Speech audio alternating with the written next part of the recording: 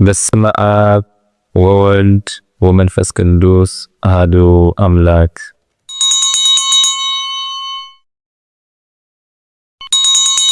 በስመ አብ ወወልድ ወመንፈስ ቅዱስ አሐዱ አምላክ አሜን።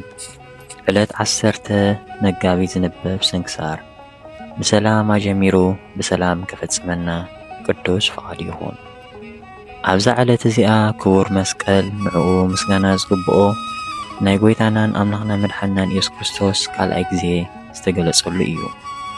ወዳ ቆስጠንጢኖስ ኣብ ሃይማኖት ክርስትና እንተደኣ ኣትዩ ንሳ ናብ ኢየሩሳሌም ከይዳ ንዕፀ መስቀል ኣብ ዝተሓብኦ ከም እትደልዮን ኣብ ኢየሩሳሌም ዘለዋ ኣብያተ ክርስቲያናትን ቅዱሳት ቦታታትን ከም እትሃንጽን ንእግዚአብሔር ተመባጺዓ ስለ ዝነበረት ቀዳማይ ብኢድ ንግስቲ እሌኒ ኣደ ጻድቕ ንጉስ ቆስጠንጢኖስ እዩ።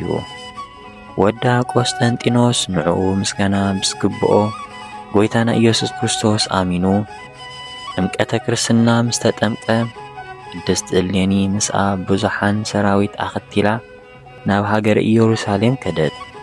ብዛዕባ ክቡር መስቀል ጎይታና ኸዓ ሓተተት። ዝነግራ ምስኣነት ከኣ ንሓደ ኣረጊት ኣይሁዳዊ ወሲዳ ብጥምየትን ብጽምእን ኣጨነቖቶ እሞ ምስ ተጨነቐ ንንግስቲ እሌኒ ቦታ ጎልጎታ ጽረጊ ኢሉ ነገራ። ቅድሚ ኣይሁድ ተማኺሮም ኩሉ ሰብ ኩስታር ቤቱ ኣብ ጎልጎታ ኣብ ልዕሊ መስቀል ጎይታና ክጉሕፍ ኣዚዞም ስለ ዝነበሩ ሽዑ ንኣይሁድ ቦታ ጎልጎታ ክጸርጉ ኣዘዘቶም።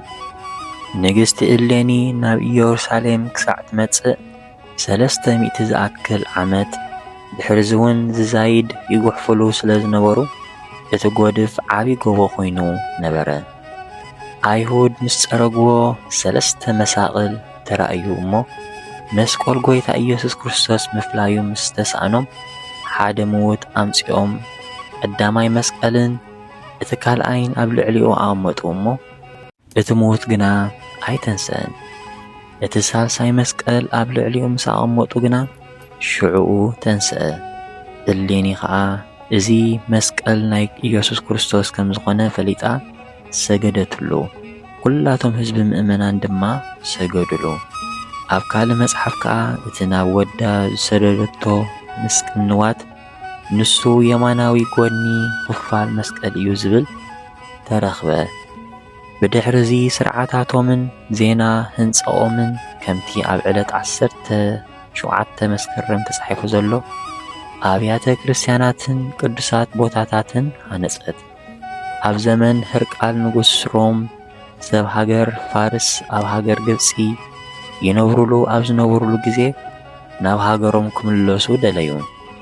ሓደ ካብ መኳንንቶም ተኣልዩ ናብ ኢየሩሳሌም በጽሐ እሞ ናብ ቤተ ክርስቲያን ክቡር መስቀል ኣትዩ ኣብ ቅድሚ መስቀል ዝበርህ ዓብዪ ብርሃን ረአየ።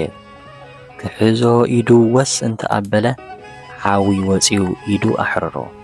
ብዘይካ ክርስቲያን ካልእ ዝኾነ ክሕዞ ከም ዘይክእል ክርስቲያን ኩነታት እቲ መስቀል ነገርዎ እሞ 2 ዲያቆናት ኣምጺኡ ንክቡር መስቀል ክጸርዎ ኣዘዞም።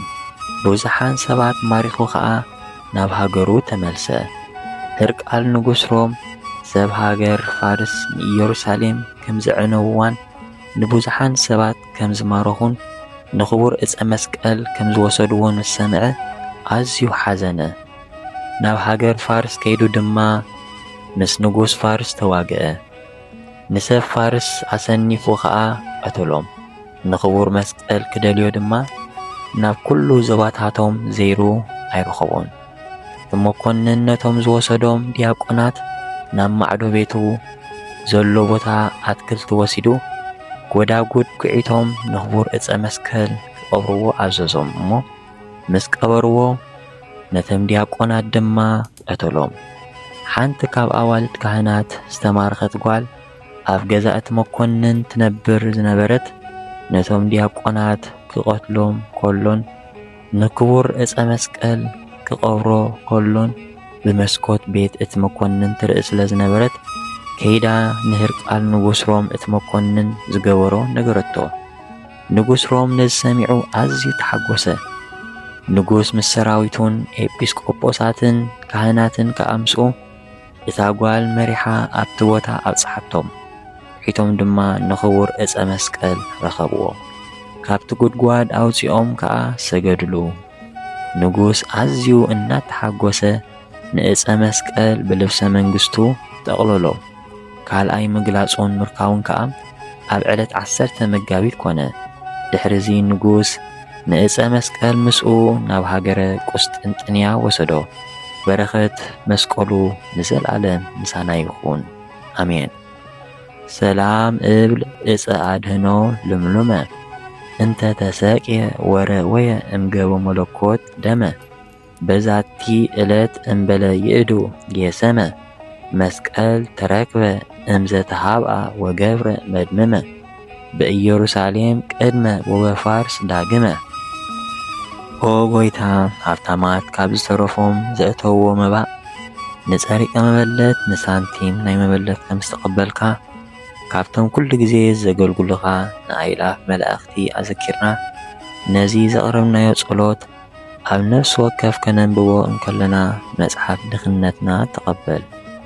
ቅዱሳን ነቢያትን ሰባኽያን ሐዋርያትን ጻድቃንን ሰማዕታትን ትጉሃን መላእኽትን ከምኡውን ደናግል መነኮሳት ሄራን ካብ ንእሽተይ ህፃን ክሳዕ ዓቢ ኣረጋዊ ኣብዛ ቦታ ተኣኪቦም ንዘለዉ ቡራኬ ባርኹ።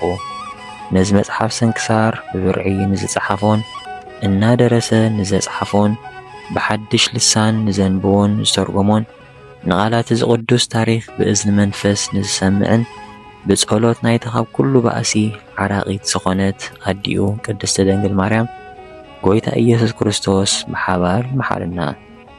ኣብዛ ዕለት እዚኣ ዝዓረፍኩም ጻድቃንን ሰማዕታትን ሰላምታ ይግባኣኩም።